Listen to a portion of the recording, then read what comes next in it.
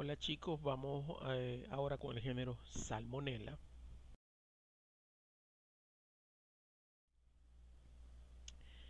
En cuanto a la clasificación, Salmonella históricamente ha sido un género muy importante dentro de lo que es el grupo de los enterobacterales y su clasificación taxonómica ha evolucionado a lo largo del tiempo, vamos a decir, dependiendo de las pruebas disponibles o los cambios en lo que son las pruebas para realizar estudios taxonómicos. En primer lugar estaba la clasificación de Kaufman and White.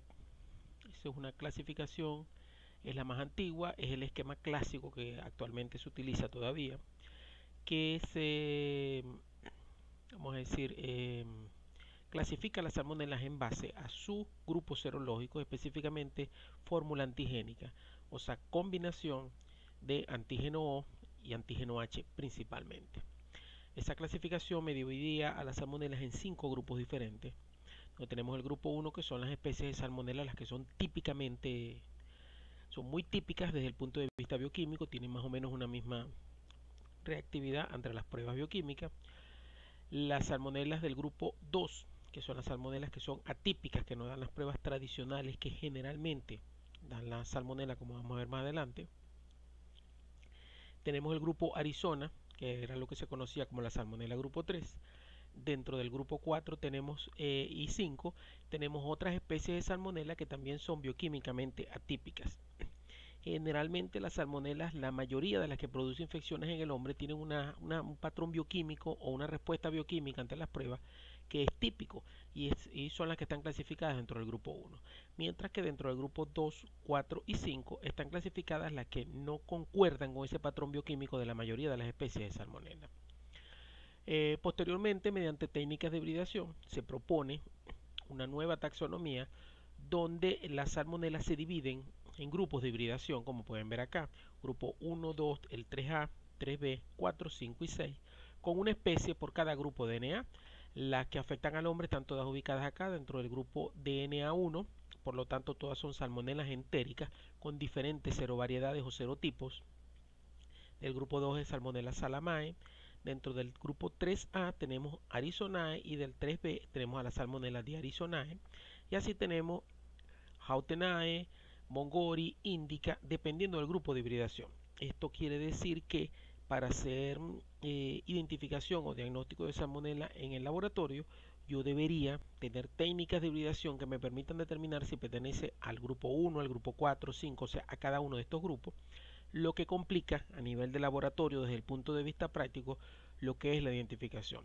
Entonces, a pesar de que esta es la nueva propuesta y vamos a decirlo, es como se deberían clasificar las salmonelas, sus dificultades para implementar desde el punto de vista operativo a nivel de laboratorio han hecho que esta clasificación no se utilice ampliamente y se sigue utilizando, por ejemplo, el esquema de Kaufman and White, que es un esquema que no digamos que es sencillo, pero es mucho más fácil de implementar en un laboratorio de rutina.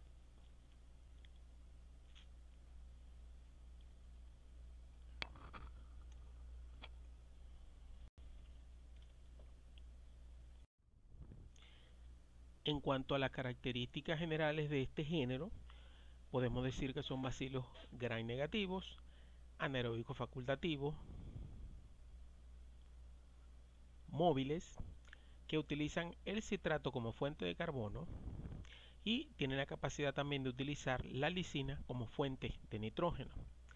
Generalmente producen sulfuro de hidrógeno o H2S en el medio de TSI.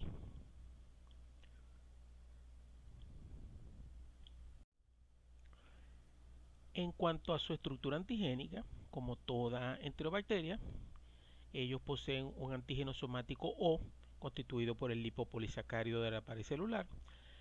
Contienen un antígeno flagelar H compuesto por flagelina, que en el caso de Salmonella es un caso muy particular, ya que este antígeno H puede ser de dos tipos. En el caso de Salmonella se da un proceso que se denomina variación de fase flagelar. Esto sucede cuando Salmonella produce infección en el organismo. Debido a que la flagelina es muy inmunogénica, quiere decir que el organismo desarrolla rápidamente anticuerpos contra la proteína del flagelo, o sea, la flagelina. Por lo tanto, al desarrollar anticuerpos y bloquear el flagelo, el microorganismo pierde la movilidad, y la movilidad es uno de los factores de patogenicidad o un factor que le permite producir infección a este microorganismo. Por lo tanto, un mecanismo de defensa natural del hospedador puede eliminar uno de los mecanismos de patogenicidad del microorganismo. En este caso particular, Salmonella, a través de este proceso de variación de fase flagelar, lo que hace es que una vez que su flagelo está inmovilizado, realiza una recombinación a nivel genético, a nivel del cromosoma, donde, vamos a decir, recombina la estructura de la flagelina, de manera que puede producir un nuevo flagelo diferente al flagelo que produjo anteriormente, que es lo que uno llama H1 y H2. H1 es el primero, H2 es el segundo flagelo que produce. Por lo tanto, si el organismo ha producido anticuerpos contra la primera flagelina que formaba parte de los flagelos, al yo generar una nueva flagelina voy a tener disponibles flagelos que me permiten la movilidad y no van a ser neutralizados por los anticuerpos creados contra los antígenos de fase 1 o los primeros flagelos que utilicé. Entonces esto es un mecanismo muy específico que tiene Salmonella, que le permite escapar de los sistemas de defensa natural del hospedador para combatir la infección. Adicionalmente, tiene un antígeno capsular K y pueden poseer un antígeno de cubierta o antígeno B, que es un antígeno específico de Salmonella serotipo TIFI. Entre las pruebas serológicas uno prueba el antígeno B. Si el B está positivo, es una Salmonella TIFI.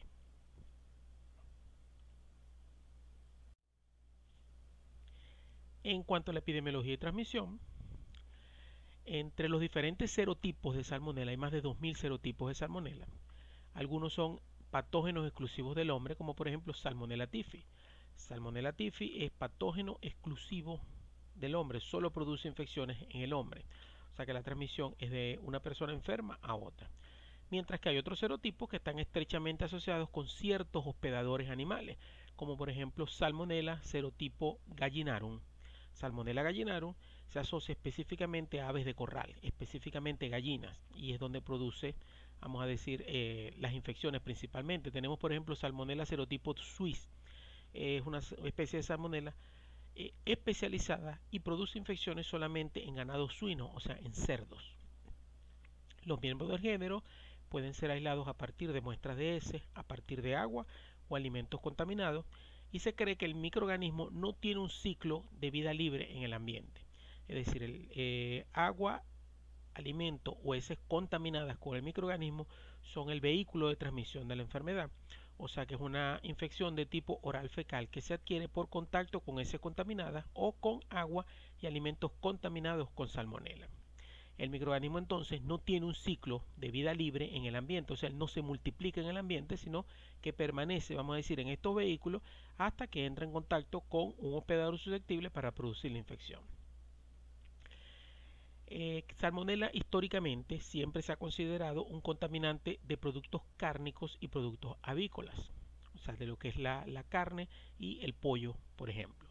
Sin embargo, recientemente se ha asociado con otros alimentos como son productos frescos, o sea, que son frutas, vegetales o productos que no tienen ningún tipo de procesamiento industrial y que se consumen directamente sin ningún tipo de manipulación. Son productos que generalmente son perecederos como las frutas y las verduras y que hay que transportarlos con temperatura controlada para poder venderlos. Y también se ha aislado en productos manufacturados, o sea, productos empaquetados que han sido procesados en una fábrica.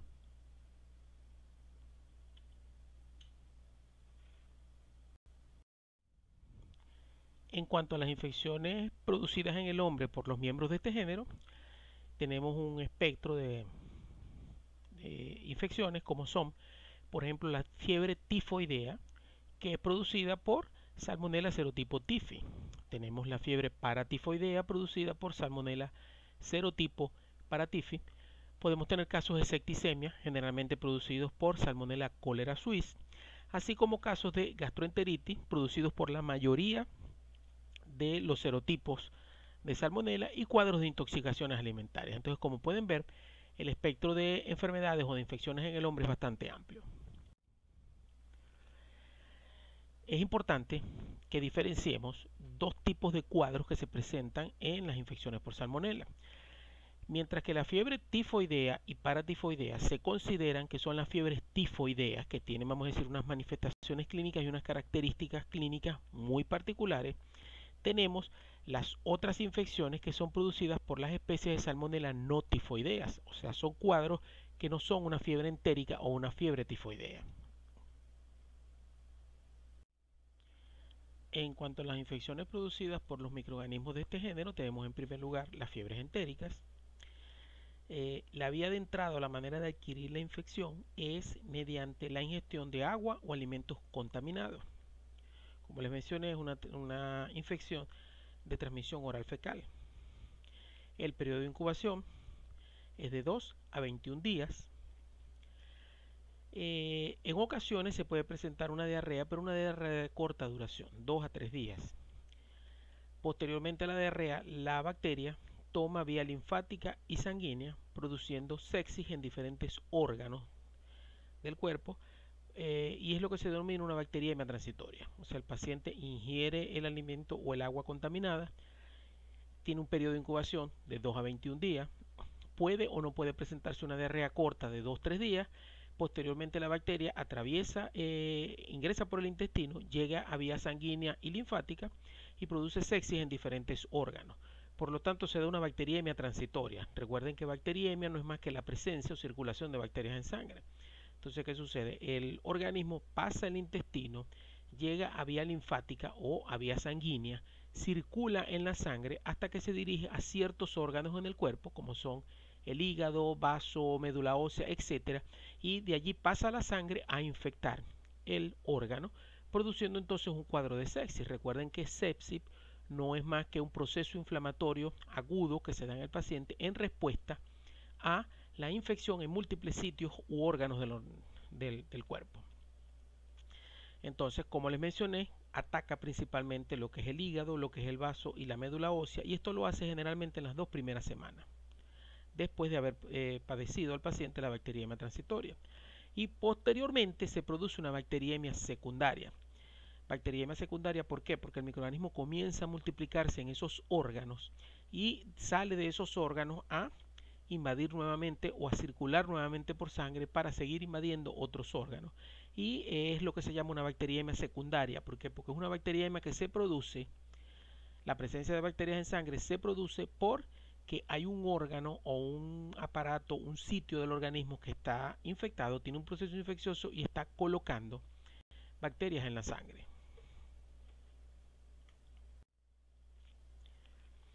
En cuanto a los síntomas de las fiebres entéricas, pues, se presenta generalmente dolor de cabeza, fiebre, dolores abdominales, estreñimiento, constipación. O sea, estos son los síntomas clásicos de un cuadro de fiebre entérica. Fíjense que no son característicos o diferenciales con, vamos a decir, cualquier otro tipo de infección entérica o la mayoría de las infecciones. En las fiebres entéricas, una vez que el paciente tiene una fiebre tifoidea o paratifoidea, la excreción del microorganismo es por vía fecal. O sea, la persona en las heces va a eliminar el microorganismo. Es como quien dice, la manera que tiene el microorganismo de salir del hospedador infectado y continuar la cadena epidemiológica para contaminar nuevamente agua y alimentos y transmitirse a otra persona. Se dan casos de toxemia, ¿por qué? Porque hay una gran cantidad de toxinas que produce el microorganismo como mecanismo de patogenicidad. En algunas ocasiones, durante un cuadro de fiebre entérica, una vez que ya el microorganismo produce la infección en los órganos y una bacteriemia secundaria, puede regresar nuevamente al intestino y en el intestino producir un cuadro de diarrea. Por lo tanto, como ustedes ven que el microorganismo tiene, vamos a decir, la patología tiene una serie de pasos en el tiempo, vamos a decir, se adquiere por vía intestinal, puede producir una diarrea corta, pasa a sangre, después de sangre pasa a los órganos y tejidos y posteriormente puede volverse a sangre y producir nuevamente una diarrea a nivel intestinal. Entonces, ustedes preguntarán entonces cuál es el tipo de muestra en estas patologías. El tipo de muestra va a depender del tiempo de evolución del cuadro. Entonces, si estamos en la primera semana, por ejemplo, y el paciente desarrolla una diarrea en ese momento, recuerden que cuando el microorganismo ingresa puede producir en algunos pacientes diarrea, allí la muestra sería una muestra de S. Pero si estoy en la segunda o tercera semana donde ya el microorganismo pasó del intestino a torrente sanguíneo y está en los órganos, debo tomar una muestra de sangre porque es más probable que esté en la bacteriemia primaria o secundaria, es más fácil aislarlo allí. Entonces el tipo de muestra va a depender mucho es de la evolución del cuadro, por eso es importante conocer la epidemiología de estos microorganismos y de qué manera se presentan los cuadros. Otro problema con la fiebre entérica es que se puede desarrollar el estado de portador. Un portador es una persona que está colonizada por un microorganismo que puede ser patógeno, pero que no desarrolla un cuadro de infección.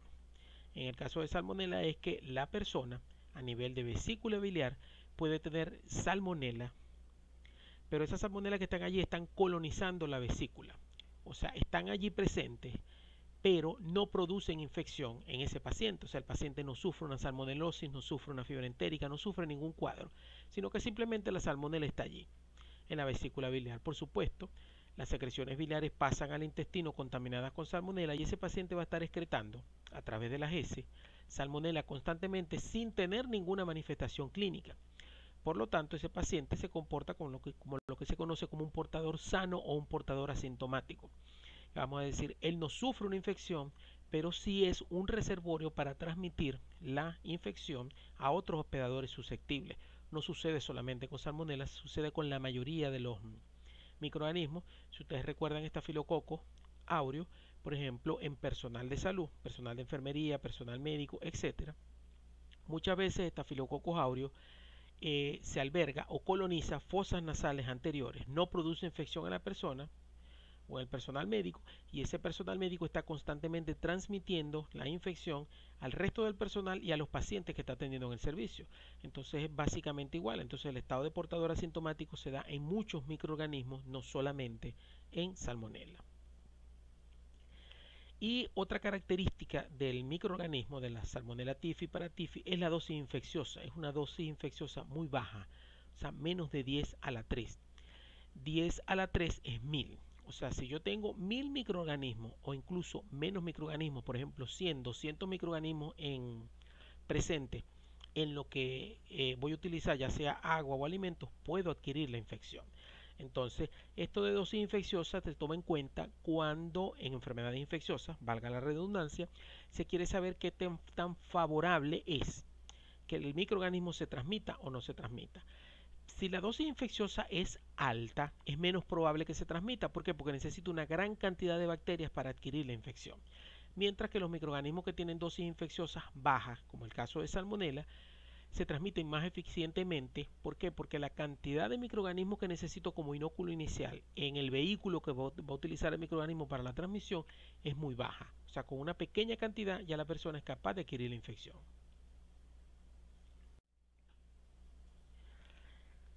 Entonces, como les mencioné, en el caso de las fiebres entéricas, durante la primera o segunda semana se recomienda que la muestra sea un hemocultivo, sobre todo en los pacientes que al principio no desarrollan el cuadro agudo de diarrea, sino pacientes que adquieren infección, la bacteria llega a nivel de intestino y pasa de una vez a sangre sin dar manifestaciones gastrointestinales. Entonces, en ese caso, no tomo el primer coprocultivo, perdón, ¿por qué? Porque el paciente no tuvo esas manifestaciones. Entonces, lo más seguro en ese caso es tomar una muestra de hemocultivo, porque recuerden que al principio produce una bacteriemia transitoria cuando pasa del intestino para llegar a los órganos blancos o a los órganos objetivos. Si estoy entre la segunda y la tercera semana, lo más recomendable es tomar una muestra de ese, y ya entre la tercera o cuarta semana, vamos a decir, lo más recomendable es hacer detección de anticuerpos en muestras de suero. Eso forma parte del perfil de lo que se conoce como aglutinina febrile. Aglutinina febrile tiene, entre las diferentes pruebas que tiene, vamos a decir, la capacidad de detectar anticuerpos contra Salmonella typhi y Salmonella paratyphi, además de otros microorganismos como por ejemplo Brucella, etcétera, que son microorganismos que generalmente producen fiebre diaria a ciertas horas, y por eso se conoce la prueba como aglutinina febrile. Vamos a decir, son un grupo de microorganismos que pueden producir fiebre diariamente, y es una prueba que se utiliza como un descarte muy general, muy somero, de qué tipo de infección puede estar presente. Entonces, dentro de la detección de aglutinina febriles, que son 6-7 determinaciones diferentes, existen dos antisueros específicos para detectar anticuerpos contra Salmonella typhi y Salmonella paratyphi.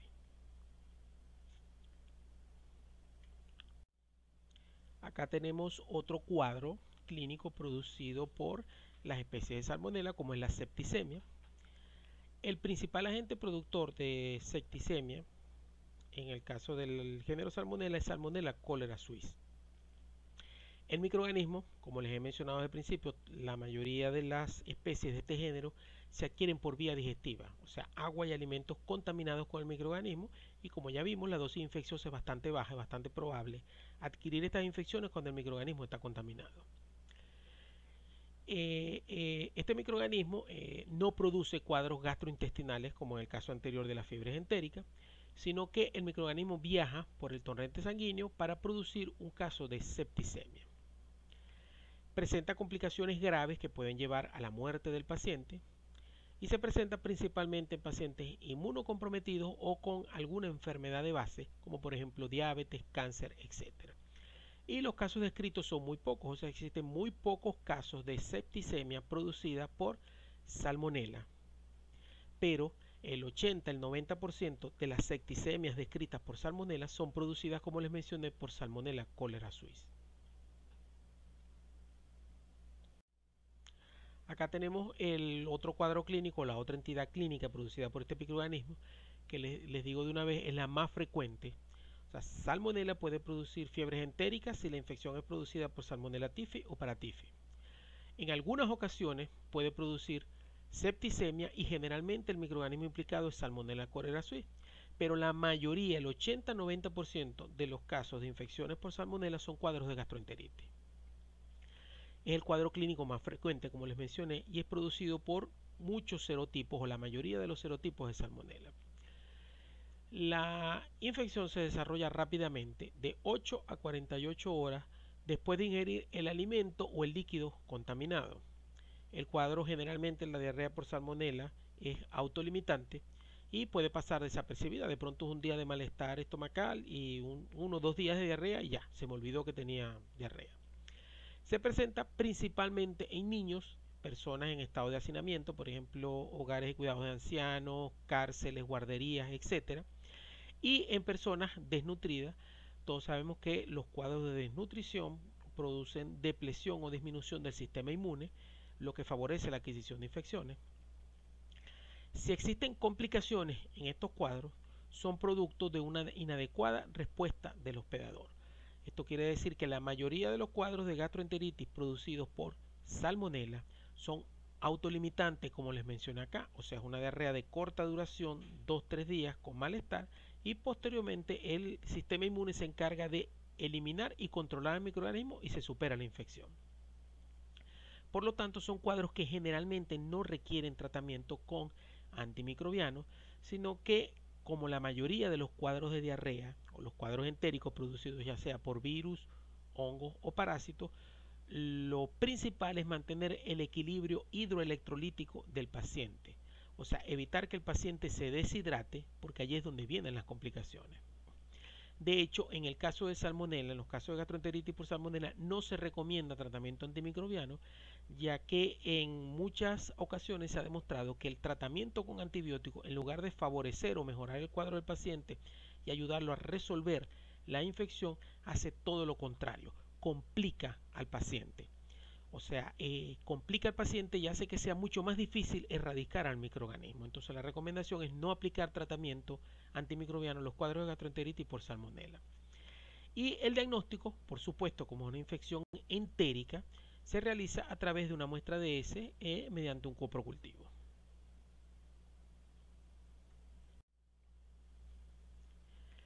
En cuanto a las muestras clínicas, como ya hemos visto, va a depender del tipo de infección, donde tenemos principalmente los cuadros son de gastroenteritis, por lo tanto la principal muestra va a ser una muestra de heces. Es una muestra que debe ser recolectada al inicio de la enfermedad, los primeros 4 días y antes del comienzo del tratamiento. Recuerden que en los casos de gastroenteritis es muy importante para hacer diagnóstico tomar la muestra durante los primeros días de la enfermedad, porque es donde tengo mayor concentración de microorganismos y va a ser mucho más sencillo realizar el diagnóstico. Se prefiere una muestra de heces completas, o sea que me llegue la muestra de heces en el envase de orina o en la cajita de heces. Y en muy contadas ocasiones puedo aceptar un hisopado rectal. A veces creemos que un hisopado rectal es mejor que una muestra de heces. No, en el caso de cultivo se prefiere la muestra de heces completa, porque vamos a decir, hay una mayor cantidad de muestras y le permite a uno hacer selección de la zona o de la partícula que uno considere que es más útil. Por ejemplo, uno trata de tomar, al igual que en los exámenes de heces para coproparasitología, uno trata de tomar las zonas donde uno evidencie moco, pus o sangre. Esas son las zonas que se deberían tomar para cultivo. Eso lo puedo hacer cuando la muestra de heces completa llegue en un envase. Cuando me llega un hisopado no lo puedo hacer, sino que tengo que confiar en que la persona que tomó el hisopado rectal tomó, vamos a decir, una partícula bastante útil que me genere o me produzca un resultado positivo confiable. Y al igual que en la mayoría de los cultivos, la recolección de múltiples muestras favorece el aislamiento. Por ejemplo, se hacen seriados de heces o coprocultivos seriados para el aislamiento de especies de salmonela. Eso se hace principalmente cuando hay una sospecha clínica de que la persona es portadora asintomático a nivel de vesícula biliar del microorganismo. Entonces, como el microorganismo está colonizando la vesícula y se elimina a través de las heces, pero la cantidad de microorganismos que se eliminan es muy baja. Por lo tanto, yo aumento la sensibilidad y especificidad del método diagnóstico realizando coprocultivos seriados. En cuanto a transporte y almacenamiento, la muestra, como toda muestra de heces, tiene que ser procesada inmediatamente al llegar al laboratorio. De lo contrario, tengo que refrigerarla a menos 70, tengo que congelar a menos 70 grados centígrados, o sea, las mismas indicaciones que en el caso de Shigella que vimos anteriormente. Si la muestra no llega antes de 2 horas, debo colocarla en un medio de transporte y refrigerar a 4 grados centígrados hasta que la entreguen en el laboratorio. Y como les mencioné, el transporte a 4 grados centígrados es muy importante para estos microorganismos que están acá, Shigella y Campylobacter, ya que a temperaturas superiores el microorganismo no se recupera adecuadamente. Recuerden que las condiciones de almacenamiento y transporte son generales para una muestra de heces, sin importar el microorganismo. ¿Por qué? Porque cuando a mí me llega una muestra de heces al laboratorio, yo no sé qué microorganismo tiene y puede tener cualquiera, puede tener una Shigella, puede tener una Salmonella, puede tener un Campylobacter, una Escherichia coli enteropatogénica, o puede tener Vibrio, o Aeromona, o Photobacterium. Entonces, como no conozco o no tengo la certeza de saber cuál es el microorganismo, debo aplicar estas condiciones generales a toda muestra de heces. Claro, hay sus excepciones. Por ejemplo, Shigella y Campylobacter se favorece o es recomendable hacerlo a 4 grados centígrados, el transporte de la muestra. En cuanto a los medios de transporte, son exactamente los mismos que les mencioné anteriormente, porque recuerden, les acabo de decir, es para una muestra de heces que se realiza el transporte. Entonces tenemos el medio de Cary-en-Blair, el medio de Stuart, el medio de Amis y tenemos glicerol salino buferado no recomendado para estos microorganismos, que como les mencioné en la clase anterior, en la clase de Shigella, no se recomienda para las muestras de heces entonces porque me puede afectar estos dos microorganismos géneros que están acá. Entonces se recomienda preferiblemente Cary-en-Blair, Stuart o Amis. En cuanto a los medios de cultivo que se utilizan, en el caso de Salmonella, al igual que en el de Shigella, tenemos caldos de enriquecimiento. Acá tenemos el que vimos anteriormente, el caldo selenito F y el caldo Gram negativo, pero además para Salmonella tenemos otros medios de enriquecimiento como son por ejemplo el caldo tetrationato, podemos utilizar también el caldo Rapaport baciliaris, podemos utilizar una infinidad de medios de enriquecimiento, los cuales muchos de ellos están diseñados para la industria de alimentos. Recuerden que les mencioné que Salmonella es una infección que se adquiere generalmente por agua y alimentos contaminados. Y entonces dentro de los programas o esquemas típicos de control de calidad, lo que se llama el hazard o el control de puntos críticos en la producción de alimentos, una de las determinaciones que se realiza como control microbiológico del alimento para saber si hay seguridad o no en el consumo de ese alimento es la detección de Salmonella y generalmente se hace utilizando estos caldos de enriquecimiento como son el tetrationato, el Rapaport, etc.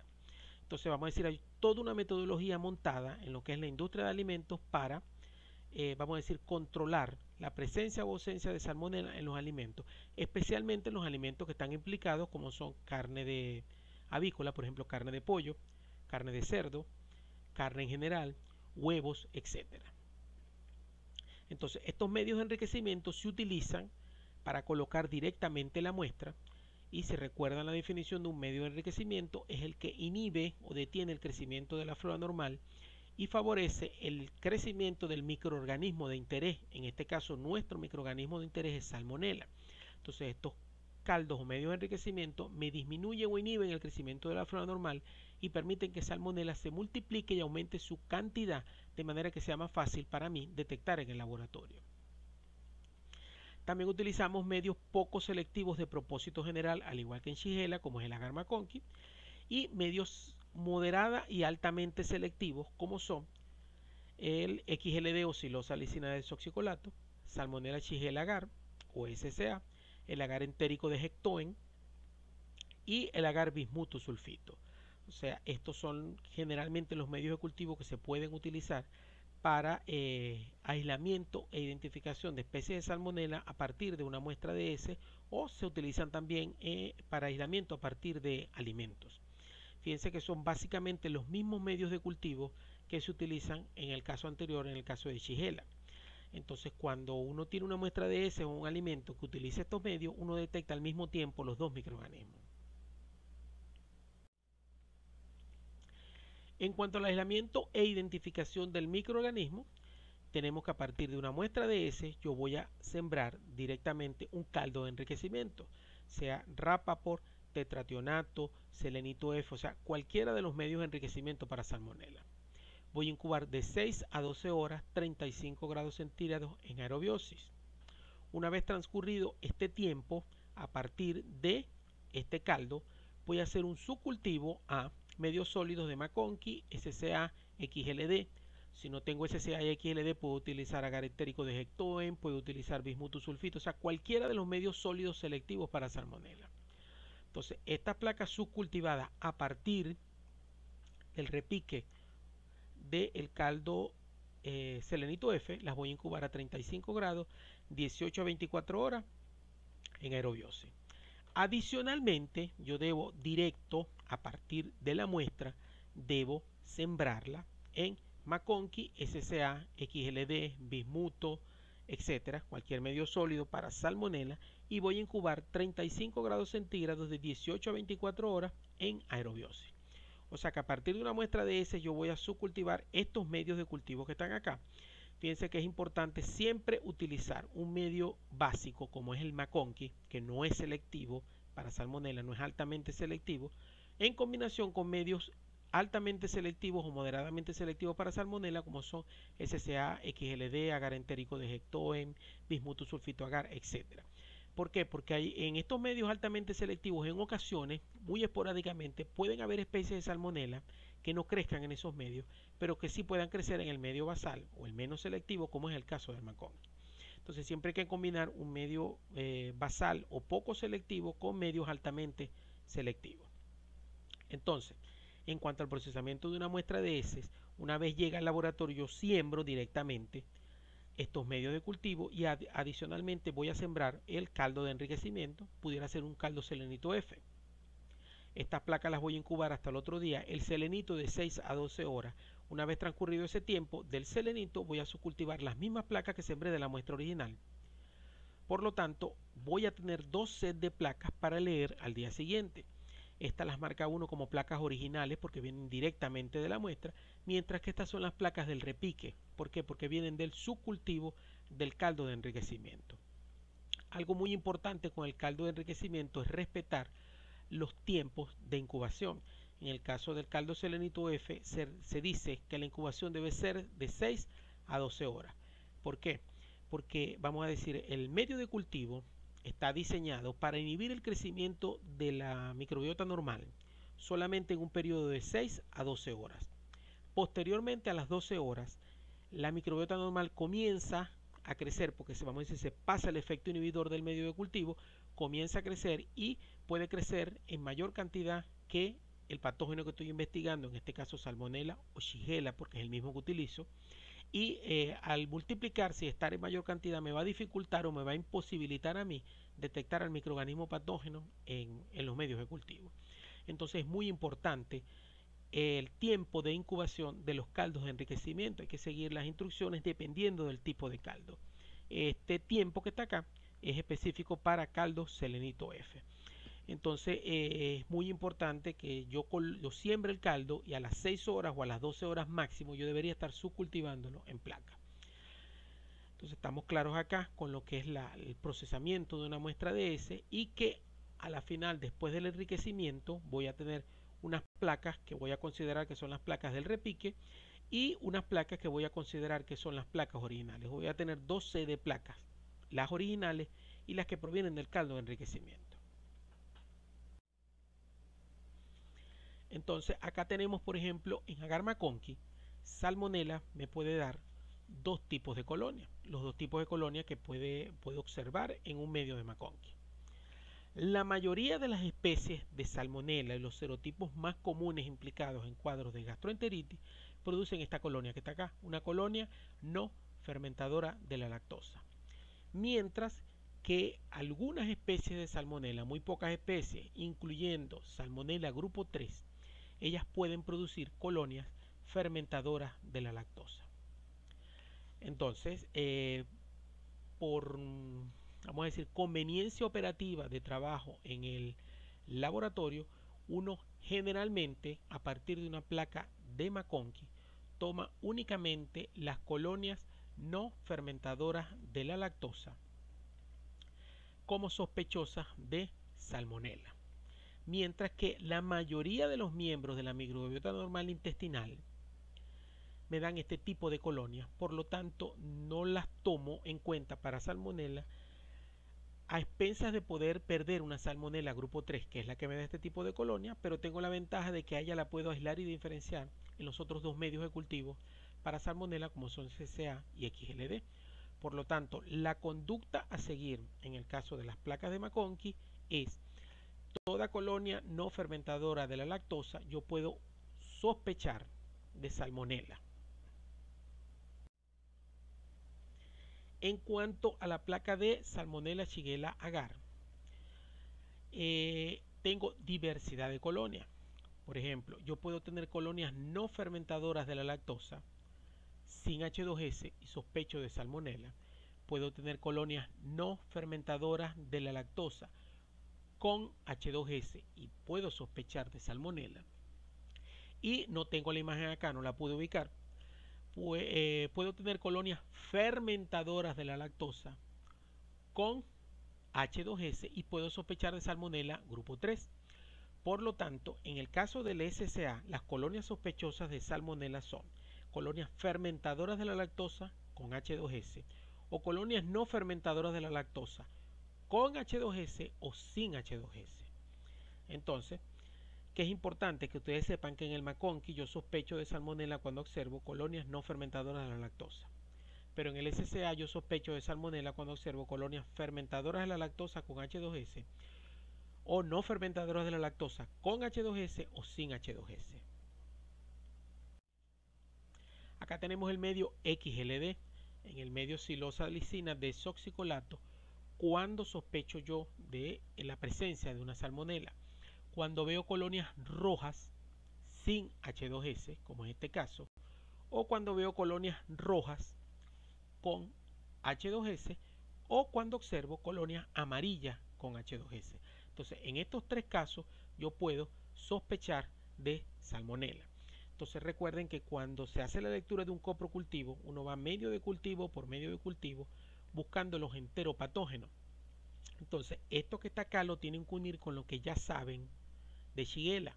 Entonces, si recuerdan, en McConkey, Shigella se toma en consideración cuando son colonias no fermentadoras de la lactosa, que es exactamente la misma colonia que se toma en cuenta en McConkey para Salmonella. Entonces, en McConkey, toda colonia no fermentadora de la lactosa puede ser Salmonella o puede ser Shigella. En el caso del SCA, si recuerdan, Shigella da colonias no fermentadoras de la lactosa sin H2S. Es el único tipo de colonia que produce. Mientras que Salmonella en el SCA me da tres tipos de colonias: no fermentadoras sin H2S, no fermentadoras con H2S y fermentadoras con H2S. Por lo tanto, en un SCA, una colonia no fermentadora sin H2S puede ser Salmonella o puede ser Shigella. Tengo que diferenciarla.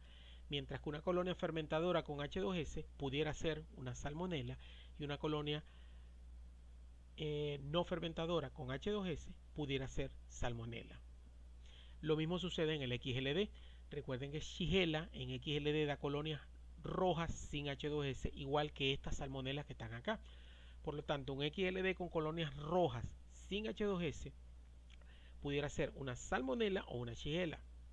Por el contrario, colonias rojas con H2S son salmonela o colonias amarillas con H2S son salmonela. Entonces tienen que ir integrando cada uno de los microorganismos para poder hacer la correcta interpretación del coprocultivo. Acá tienen el resumen. Las colonias sospechosas de salmonela, en este caso en McConkey no fermentadoras de la lactosa, en SCA no fermentadoras con H2S o sin H2S o fermentadoras con H2S, y en el caso de XLD colonias rojas con H2S o amarillas con H2S. Entonces, en cualquiera de estos medios que está acá, dependiendo del medio que esté leyendo, cualquiera de esas colonias características sugestivas o sospechosas de salmonela, a partir de cada una de esas colonias, lo que debo sembrar es una pareja TSI-LIA que me va a permitir diferenciar los enteropatógenos como lo vimos en el caso de Shigella.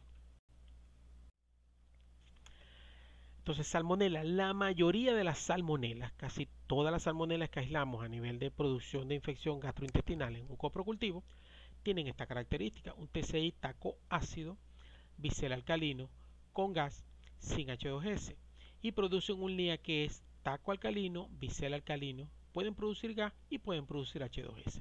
Entonces, esta combinación de TCI LIA típica que está acá me hace sospechar de una salmonela.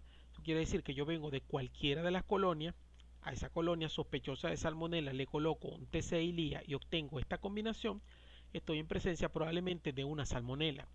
En ese caso, ¿qué debo hacer? Debo montar las pruebas bioquímicas de identificación como son indol, urea, citrato, movilidad, ornitina, lisina. No se les puede olvidar el control de decarboxilación que sirve para leer los dos aminoácidos. Un agar nutritivo en tubo de donde vamos a hacer la serología. Recuerden que salmonela es muy importante hacer la serología, al igual que en Shigella. Un agar nutritivo en placa para hacer la prueba de la oxidasa, que no la hemos hecho hasta el momento. Debería ser negativa, como la mayoría de los enterobacteriales. Y un caldo soya triticasa, a partir del cual vamos a realizar un antibiograma.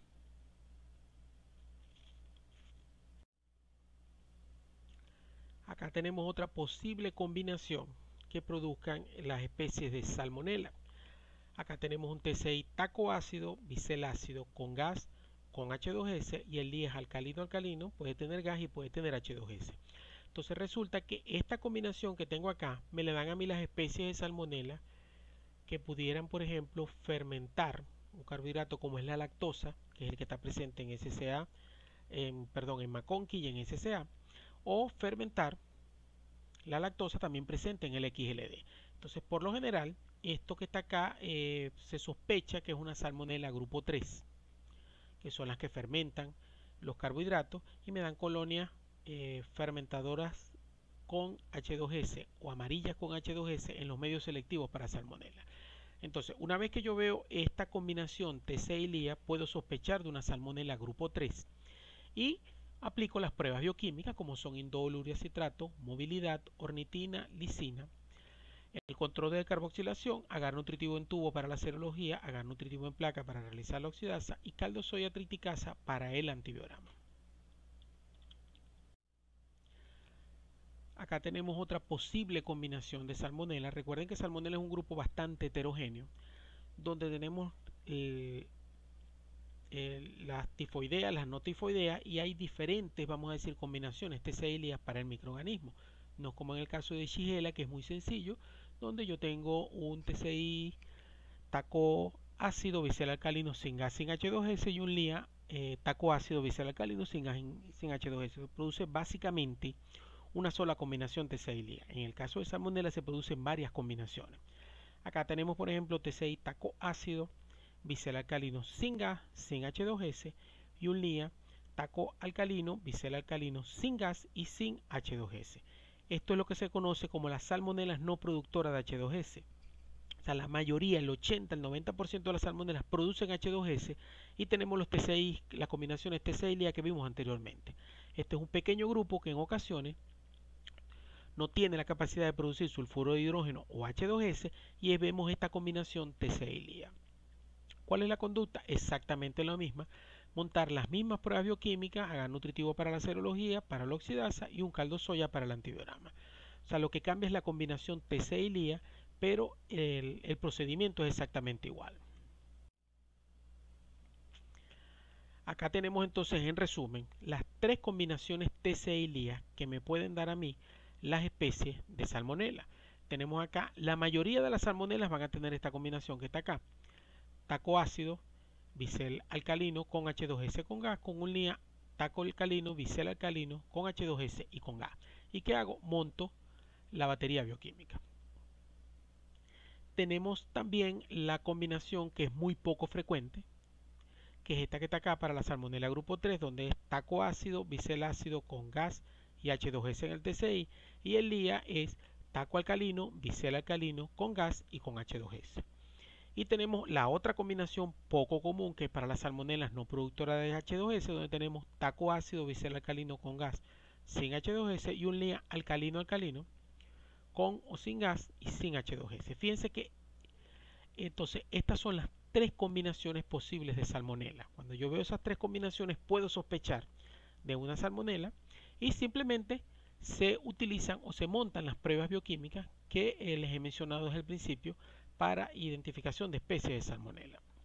Generalmente las salmonelas, la mayoría de las salmonelas, el 80% de las salmonelas que aíslo en el laboratorio, tienen una bioquímica típica, que no sé si recordarán al principio que decíamos las salmonelas bioquímicamente típicas. Entonces, la batería bioquímica típica es indol negativo, urea negativa, citrato positivo, la movilidad es positiva, la ornitina puede ser positiva o puede ser negativa y la lisina es positiva.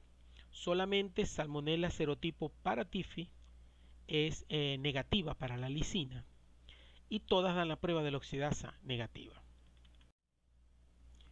Entonces, acá pueden observar la combinación TCI LIA para salmonella paratifi A, por ejemplo, que les acabo de mencionar, que es la especie de salmonela que no decarboxila la lisina. Por lo tanto, el LIA, la diferencia es que me da un taco ácido con un bisel alcalino.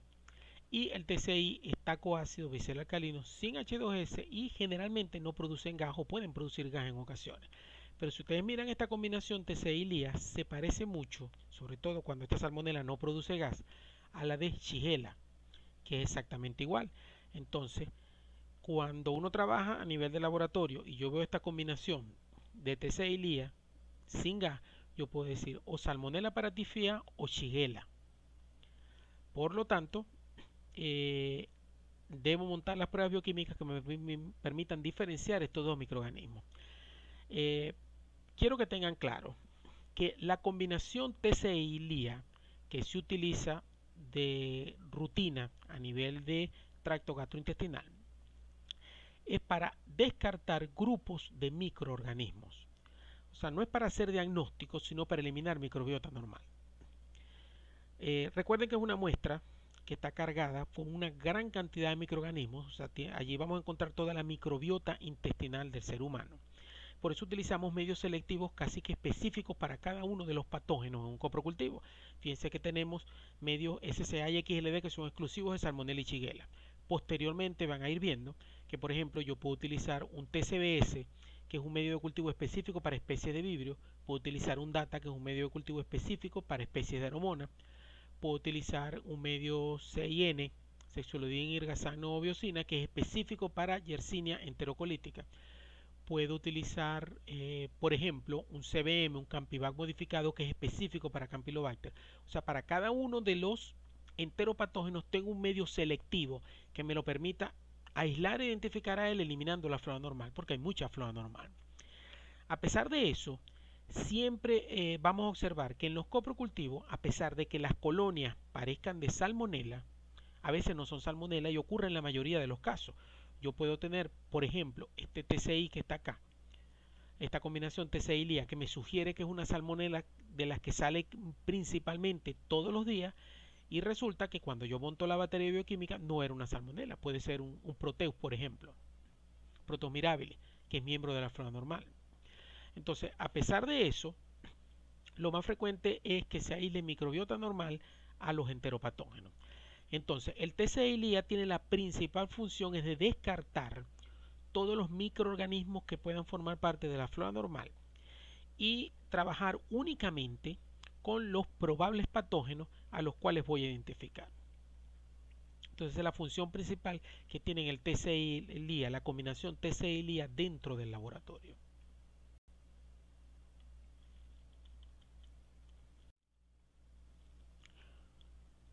Como les mencioné, una vez realizado el diagnóstico, o sea, tengo mis colonias en los medios de cultivo, tengo la combinación TCI-LIA que parece una salmonela, monto la bioquímica me da indol negativo, urea negativa, citrato negativo, motilidad positiva, ornitina me puede o no me puede dar, pero la lisina me da positiva. Yo sospecho de una salmonela. Ya hice diagnóstico de salmonela. Por supuesto, a eso se le debe montar una bioquímica completa con todos los azúcares para terminar de cuadrar bien la identificación, pero es imprescindible hacer la serología, porque la serología es lo que me permite a mí hacer una identificación completa según el esquema de Kaufman and White. ¿Por qué? Porque haciendo únicamente pruebas bioquímicas, yo puedo decir que es una salmonela SPP, o sea, una salmonela de la cual no sé la especie o no sé el serotipo. Mientras que al realizar la serología determino cuál es el serotipo de esa salmonela.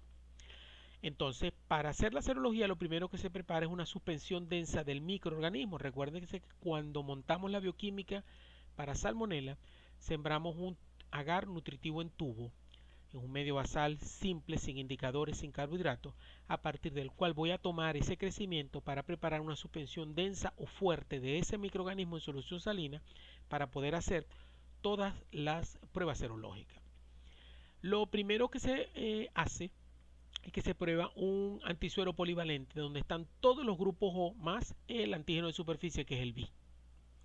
Entonces, si ese polivalente donde están todos me da positivo, es una salmonela. Si me da negativo, no es una salmonela. Es lo primero que se hace.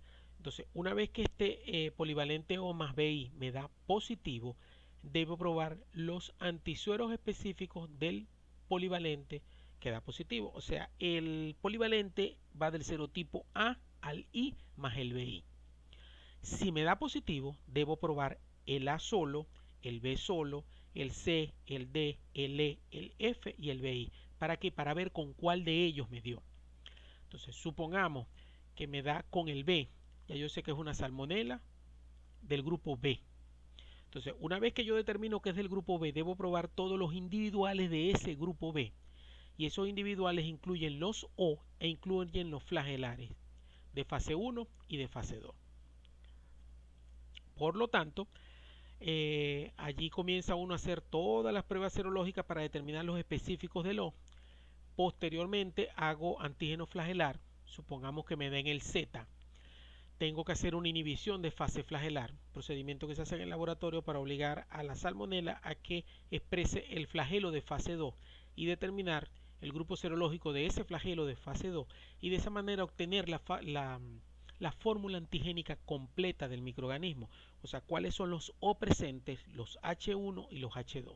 Y en base a eso es que uno, vamos a decir, ubica en el esquema de Kaufman and White, diseñado por el Instituto Pasteur de Francia, que es el centro piloto mundial de investigación de salmonela de la OMS a nivel mundial, es el que dicta las pautas de cómo se hace identificación y aislamiento de salmonela, para de esa manera reportar.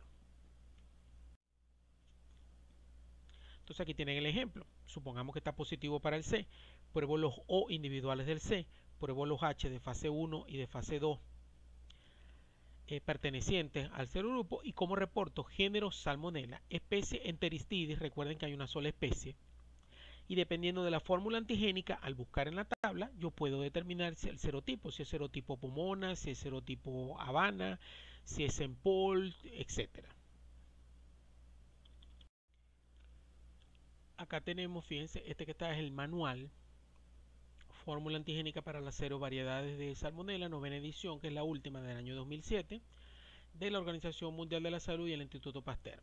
Entonces, este manual es el que indica de qué manera se hace la serología, y una vez que yo determino antígenos O, antígenos H fase 1 y H fase 2, yo tengo una fórmula antigénica. Supongamos que el antígeno O me da con el 6, me da con el 7, el flagelar de fase 1 me da con B y el flagelar de fase 2 me da con E, N y Z15. Esta fórmula antigénica que tengo acá yo la busco en la tabla, y cuando estos fueron los que me dieron, yo sé que esto es una Salmonella enteritidis serotipo Georgia. Fíjense cómo están los diferentes nombres acá con las diferentes fórmulas antigénicas. Entonces uno lo que tiene es que ir buscando las diferentes fórmulas dependiendo de los resultados obtenidos en la serología. Entonces el reporte, para que lo recuerden, es género Salmonella, especie, una sola especie que es enteritidis, y el serotipo es el serotipo Georgia, que es lo que me indica acá en la tabla dependiendo de los resultados de mi prueba serológica. Esto se hacía de rutina en el centro de referencia bacteriológica en el hospital universitario a todo aislado de salmonella. O sea, es una metodología que es un poquito complicada, pero vamos a decir no es imposible de realizar en el laboratorio. ¿Cuál es la mayor dificultad? Que hay que contar con los antisueros. Son alrededor de 2000 antisueros diferentes, que primero no son fáciles de conseguir y segundo que hay que tener una cantidad importante de dinero para poder tenerlos todos. Esto que está acá es lo relacionado con pruebas de susceptibilidad a los agentes antimicrobianos. Las pruebas de susceptibilidad en salmonella se deben realizar siguiendo los lineamientos del M100, que es este que está acá del CLSI, que como les he mencionado sale de manera anual todos los años. En el mes de enero el CLSI publica el manual con las modificaciones de pruebas de susceptibilidad, o se deben utilizar también las sugerencias de EUCAS, este que está acá. El EUCAS es el Comité Europeo para Antimicrobianos y Pruebas de Susceptibilidad, que se actualiza también de manera anual en enero de cada año. Entonces la normativa de antibióticos no es una normativa estática, es una normativa que todos los años se modifica. Por lo tanto, uno tiene que actualizarse constantemente en materia de susceptibilidad. Según el CLSI, el documento M100, fíjense en la tabla 2A de los enterobacteriales, le indica que para salmonella se utiliza el método de difusión del disco, utilizando agar Müller-Hinton, es lo que principalmente se utiliza. Para la preparación del inóculo podemos utilizar suspensión de colonias en un medio de cultivo sin indicadores y sin carbohidratos. O se puede utilizar también crecimiento en caldo, o sea, yo siembro un caldo de soya triticasa, espero que crezca y a partir de allí preparo el inóculo. Cualquiera de los métodos es válido. Las condiciones de incubación de la prueba: 35 grados centígrados más o menos 2 en aerobiosis, y el método de difusión del disco se incuba de 16 a 18 horas. Acá hay unas notas importantes tanto para salmonella como para shigella, que ya las vimos anteriormente, que es esta que está acá, que es en cuanto al antibiograma. El antibiograma para salmonella no es un antibiograma completo. En el caso que se necesite hacer el antibiograma, no es un antibiograma completo como por ejemplo para una Escherichia coli, sino que es un antibiograma con ciertos antibióticos, como es el caso de shigella que vimos anteriormente. Entonces, la nota del CLC indica que se debe reportar rutinariamente solamente ampicilina, trimetoprim sulfametoxazol y una fluoroquinolona. En el caso de aislados extraintestinales se debe probar y reportar adicionalmente una cefalosporina de tercera generación y cloranfenicol en caso de ser necesario. Recuerden que cloranfenicol es un antibiótico que se utiliza principalmente para infecciones del sistema nervioso central. O sea que en casos de meningitis o en casos que involucren el sistema nervioso central yo debería incluir cloranfenicol. Las pruebas de susceptibilidad están indicadas a nivel intestinal, a nivel de heces, solamente para aislados de Salmonella typhi o Salmonella paratyphi de los grupos A, B o C. O sea, en muestras extraintestinales, toda Salmonella lleva antibiograma. En muestras intestinales, solamente Salmonella typhi y paratyphi de los tres grupos son las que llevan antibiograma. Las pruebas de susceptibilidad, como les mencioné, de rutina no están indicadas para aislados no tifoideos de salmonella, sobre todo a nivel de tracto gastrointestinal. O sea que, como les he mencionado varias veces, Salmonella no es necesario aplicar tratamiento porque, como se define, es una diarrea autolimitante que cura de manera espontánea. Los tratamientos se necesitan en ciertos casos y en muy contadas ocasiones es cuando uno debe realizar un antibiograma. Bueno, muchísimas gracias.